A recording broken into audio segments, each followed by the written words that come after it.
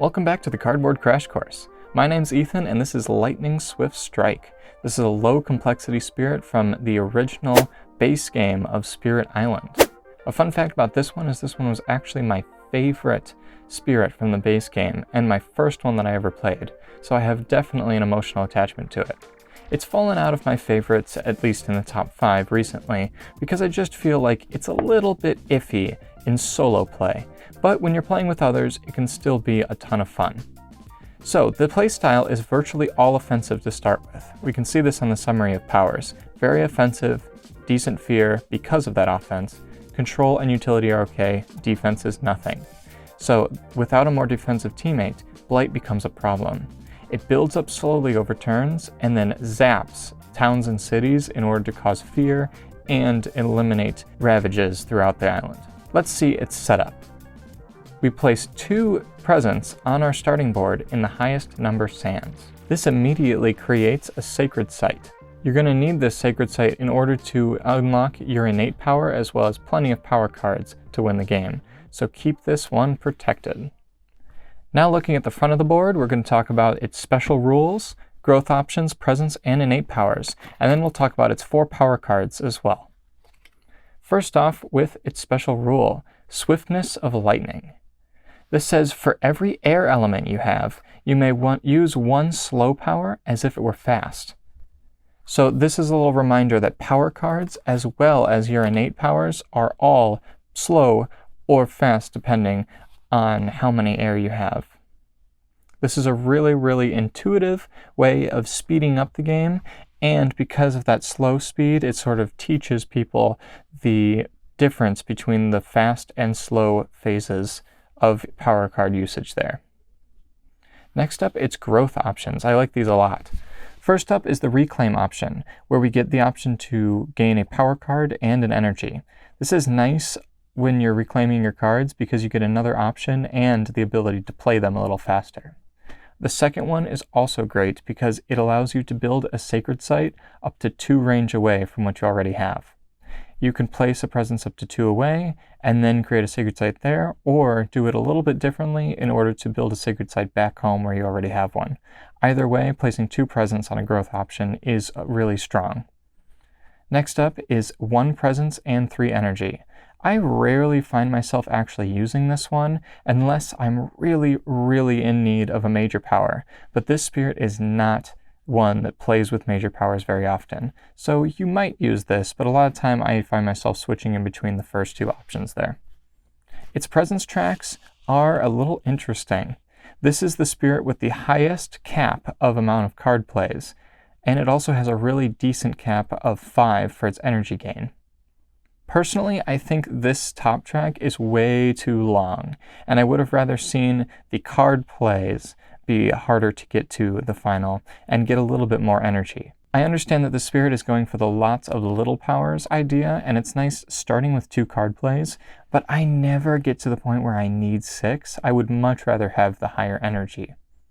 It's a little limiting and a little strange, but the fact that you get to place 2 a turn in between of your reclaim option does make it easier to get to that 3 or 4 if you absolutely need to go full top track. Keep in mind you are going to want to get to this 4 option pretty quickly because this 4-3 part of the innate, which we'll talk about now, is very strong. This is Thundering Destruction, a slow speed, range 1 from a sacred site power that can target any land. For 3 fire and 2 air, you can destroy a town. If you add 1 more of each, you can instead destroy a city. 1 more of each plus a water, you also on top of the city destroy another town or city. And then you add 1 more of air and water, and you get to do it again. So its maximum potential is being able to destroy 3 cities and generating 6 fear. This is where that decent fear production comes in because he targets specifically towns or cities and not explorers, which inherently give you fear for destruction. I like this, but again, it's a little strange. I think I would have rather seen it say do 2 damage and then do 3 damage instead to make it a little bit more flexible with this first power card we're going to look at. That is Raging Storm. It's a slow speed, range 1 power for 3 energy. It has fire, air, and water, which is great for hitting that innate, and it does 1 damage to each invader. Honestly, I rarely find myself using this. It's nice for clearing out a ton of explorers or finishing off some towns and cities after a Dahan counterattack, but you have to be able to defend for that. This is the one I end up forgetting first most of the time, even though it's perfectly on element. The best thing about it is the fact that it's a water element, and I honestly don't think the text is too great. If this innate power were to have instead said the damage instead of direct destruction, I think this card would have been a whole lot better. That's turned completely around though with Shatter Homesteads. It's 1 less energy, still slow, but it's a range of 2 from a sacred site. It loses that water element, but you get to add a fear and destroy a town. Keep in mind that this inherently is fast because of that air element, or it allows another thing to be fast. So essentially you're destroying a town and doing 2 fear in the fast phase at a pretty decent range. This, accompanied with this second option here, can do a lot of damage and completely prevent a ravage from a pretty decently built up land. A land with a town will build a city, so in that specific scenario where you have one of these 2, or even one of each type of invader, you're going to get rid of the top 2 if you hit this second innate utilizing Shatter Homesteads. It's a great way of doing all of that clearing. The next one is a 0 energy power that has the same elements. It's 1 range away, but from any presence. You can push up to 2 Dahan, then you do 1 fear if you push to any Dahan into a land with towns or cities. So this is what I was talking about with that Dahan counterattack. Unfortunately, you have no inherent way of protecting them, and you don't have any defensive abilities without gaining a ton of power cards. And you only have the reclaim in order to gain those power cards. So early on in the game, I don't find Harbingers of Lightning too helpful because you basically have to sacrifice the Dahan in order to get 1 fear, which personally I don't think is that usable. It's great for the elements and it's great for powering up another Dahan spirit in the game, but by itself in a solo game, I don't really find it too great. Last but not least is Lightning's Boon. This is a fast power, which is kind of interesting. It's 1 energy with the same 2 elements as the last couple of cards. It targets any spirit. This could be yourself or another person. That target spirit uses up to 2 slow powers as if they were fast powers this turn. This is absolutely phenomenal in a 2-player game, but if you're playing solo, I honestly don't see a reason to keep it. Because all 3 other of your power cards have that air symbol already, you're not really going to need to speed up anybody if you're playing by yourself. If you're playing that 2-handed solo or more, or playing with friends, this all of a sudden becomes a completely different story, and is one of the best cards in the game because it's so flexible. I honestly forget it every single game I'm playing solo, and it never really sees the light of day unless I'm playing with friends. One thing I wanted to mention that's really interesting is a card that came out in the Nature Incarnate expansion, Exaltation of the Incandescent Sky. This is perfectly on element for this spirit, and powers up another spirit by making their powers fast. This kind of takes the place of a lightning if somebody pulls it in their game, and once this is pulled, the lightning can absolutely become more selfish, and they can start focusing on other people already being solved, essentially. It does cost 7, but a spirit that's grabbing major powers is usually going to be able to play it. You don't ever want to play this yourself, however. Some cards you will want to play yourself are all minors. Fleshrot Fever is all on elements there, and it allows you to generate a fear and add a disease. Now, adding a disease may seem kind of counterintuitive because you're going to want to actually destroy those cities, but it lets you focus a little bit more on other ones already in the game.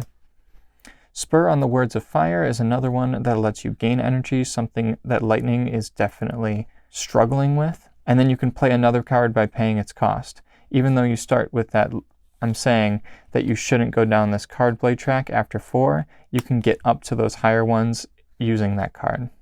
Next up is Call to Migrate. I think that pushing and gathering Dahan is great with Lightning, because if you do end up keeping this Harbingers of the Lightning in your hand, then you can do way more with the Dahan if you have another card that synergizes.